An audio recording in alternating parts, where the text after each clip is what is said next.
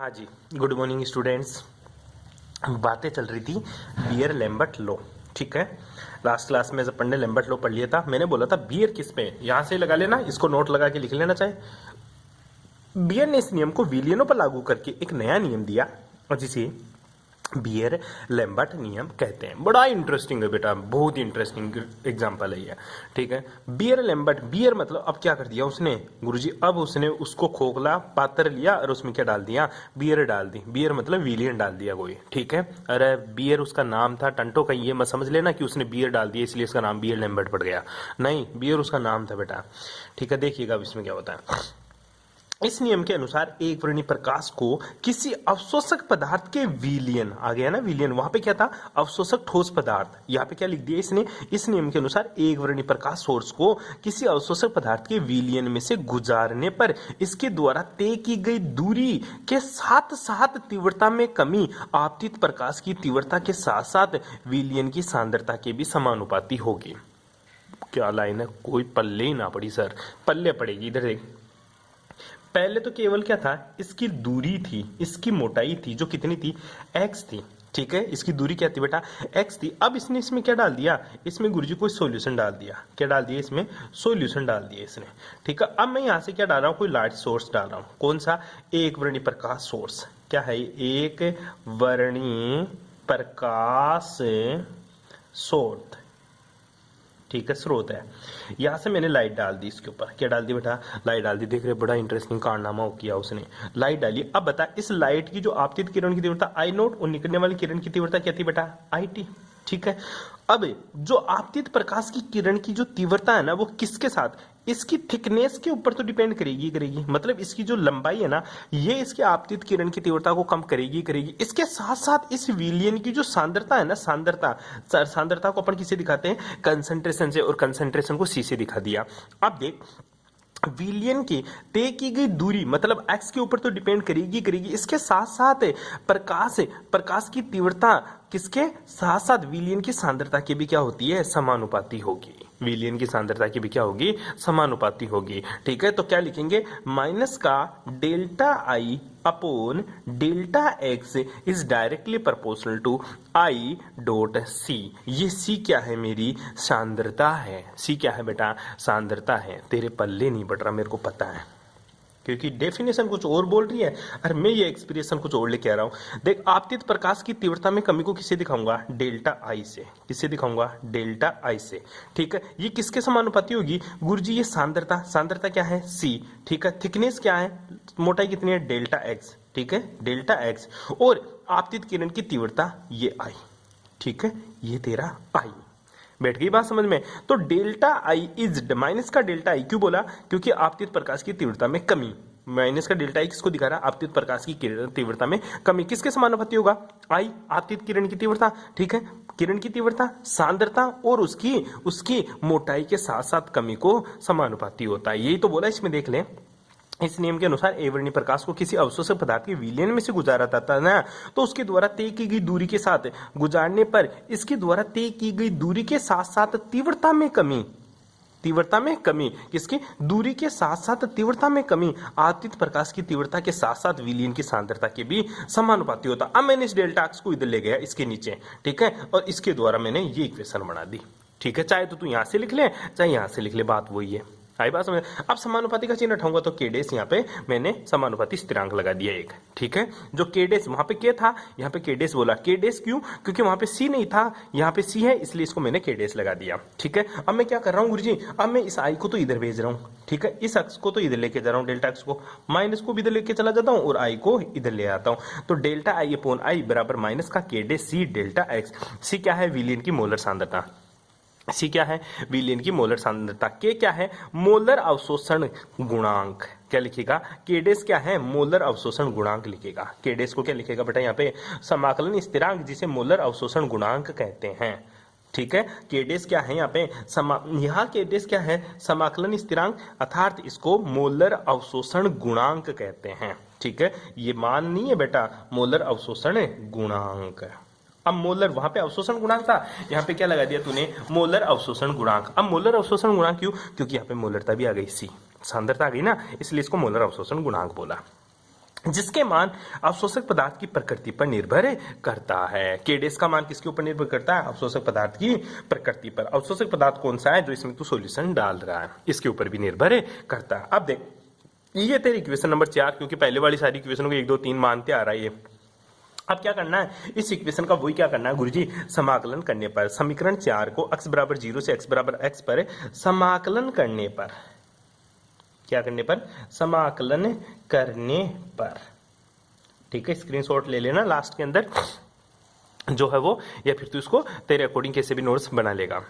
इसका क्या कर रहा है, इसने समाकलन कर रहा है कहां से? आई नोट से लेकर आई टी तक, वही x बराबर 0 से लेकर x बराबर x तक। जो सम कांस्टेंट थे, ये दोनों क्या है? कांस्टेंट थे। सांद्रता भी कांस्टेंट है, केडेस भी क्या है? कांस्टेंट है। तो दोनों को क्या कर लिया इसने? बाहर निकाल दिया। अब इसका जब समाकलन करेंगे तो वही लोग की properties ln I T upon I note बराबर माइनस का केडेस सी एक्स हो जाएगा। बार बार मैं करके नहीं बताऊंगा तेरे को, ठीक है, बार बार करके नहीं बताऊंगा तेरे को कि एल की प्रॉपर्टीज क्या होती है। देख ले एक बार, आई टी से आई नोट से आई टी तक करिया, एल एन आ लिया, I T upon I note minus का केडे सी और एक्स, यहां से तेरा आई लेता है बेटा। ठीक है, अरे बता दे तू एक बार हाथ तो कर दे, तेरे को समझ में आ रहा है या नहीं आ रहा। ठीक है, और टंटो लिख दिया करो कि हाँ गुरुजी समझ में आ रहा है। ठीक है, आगे देखो। अब मैं इस इक्वेशन को आगे की तरफ बढ़ाता हूं। कैसे बढ़ाता हूं आगे की तरफ, देखिएगा एक बार के लिए। अब देखिए रहा सिंपल सा। अब मैंने क्या कर दिया, I T equals to I naught e की पावर माइनस का के डेस। कैसे? क्योंकि वहां पे तूने क्या कर लिया था, याद कर, इक्वेशन क्या आई थी तेरी, I T upon I note किसके बेस में? एल एन, और इधर क्या आ गया था? माइनस का के डेस सी एक्स आ गया था। ठीक है, अब मैं क्या कर रहा हूं, एल एन को इधर भेजूंगा, क्या करूंगा रे, एल एन को इधर भेजूंगा तो क्या हो जाएगा, I T upon I note बराबर ई की पावर माइनस का के डे सी एक्स। ठीक है, अब इस इक्वेशन के बाद में ये आती है, मैंने थोड़ा डायरेक्ट कर दिया। ठीक है, तो ऐसे तू कर सकता है। ठीक है, आई बात समझ में? अगर मान ले एक बार सोच रहे तू, ठीक है, इक्वेशन नंबर 4 के पास वापस चलूं, उसको log 10 बेस में बदल लूं। ठीक है, इसके पास चलता हूं। ठीक है, यहीं से आता हूं मैं, इस इक्वेशन से यहां कैसे पहुंचता हूं। ठीक है, अगर मैं ln को log को 10 बेस में बदलूं तो क्या करूंगा मैं, 2.303 log 10 बेस, ऐसे ही तो लिखूंगा, log 10 बेस है I T upon I note लिखूंगा। इस चीज को मैं क्या लिखूंगा, 2.303 log 10 base I T upon I note, और बराबर किसके लिखूंगा, वही माइनस का के डेस सी एक्स के। किसके बराबर लिखूंगा, माइनस का के डेस सी एक्स के। अब इसको मैं इधर भेज देता हूं, इसके नीचे चला जाएगा, तो ये इक्वेशन क्या बनती है आगे देखिएगा एक बार। इसको मैं ऐसे लिख सकता हूं, log 10 base I T upon I note बराबर माइनस का के डे सी एक्स अपॉन 2.303। 2.303 कोई प्रॉब्लम रहे, अरे बता दे टंटा, अभी भी तेरे को प्रॉब्लम है तो। ठीक है, तो यही इक्वेशन ये है, देख ले अब। ठीक है, यही इक्वेशन ये है, ये तेरा C है, ये तेरा X है, और ये तेरा K डेस है। आई बात समझ में? अब देख, जो K डेस अपॉन 2.303 को मैंने किससे रिप्लेस कर दिया, ए फॉर एप्पल से, या फिर इसको तू अल्फा लिख सकता है, ए फॉर एप्पल या अल्फा। और जो ए फॉर एप्पल और अल्फा है ना, इसको बोलते हैं अपन अवशोषण माध्यम का विलोपन गुणांक। क्या बोलेगा तुम, अवशोषण माध्यम का विलोपन गुणांक, अवशोषण माध्यम का विलोपन गुणांक, जो किसने दिया था, बियर ने दिया था। ठीक है, वो ये जो अल्फा है तेरा, अल्फा को क्या बोला इसने, अवशोषण माध्यम का विलोपन गुणांक। मैं कर करके दिखा रहा हूं, या मोलर वियोजन विलोपन गुणांक ये भी बोल सकते हैं इसको। ठीक है, दोनों तू बोल सकता है अल्फा को, कोई प्रॉब्लम रहे।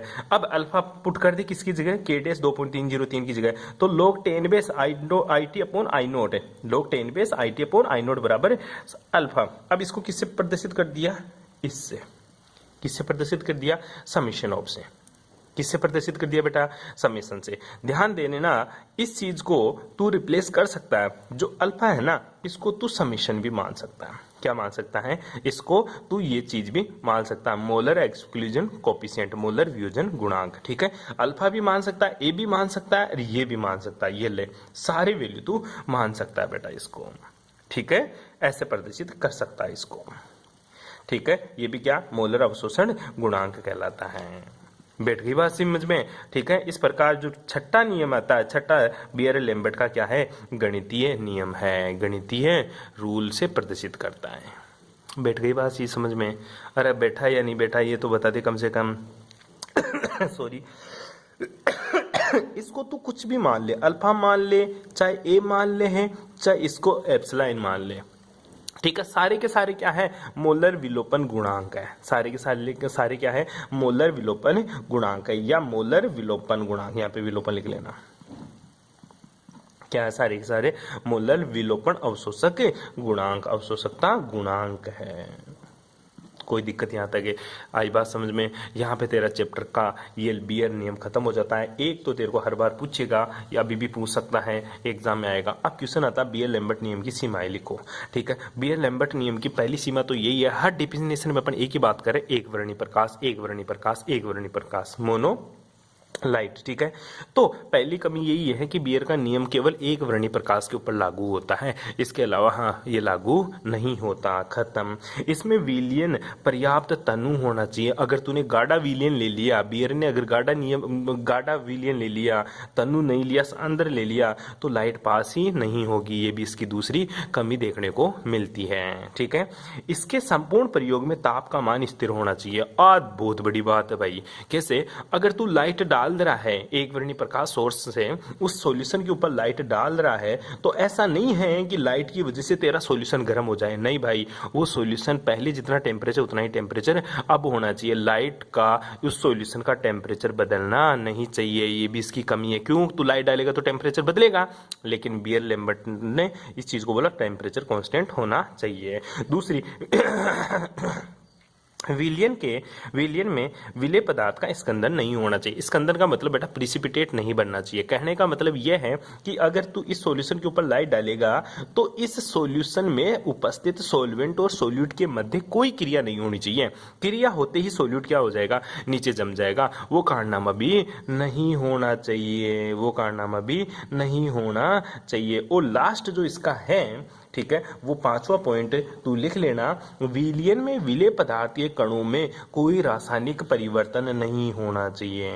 रासायनिक परिवर्तन नहीं होना चाहिए, ठीक है, रासायनिक परिवर्तन नहीं होना चाहिए। विलयन में उपस्थित विलेय पदार्थ के कणों में कोई रासायनिक परिवर्तन नहीं होना चाहिए। कर लेगा, ये तेरा बियर लैम्बर्ट नियम है, खत्म। बाकी की बातें करेंगे वही तेरी नेक्स्ट क्लास में। Thanks for cooperation.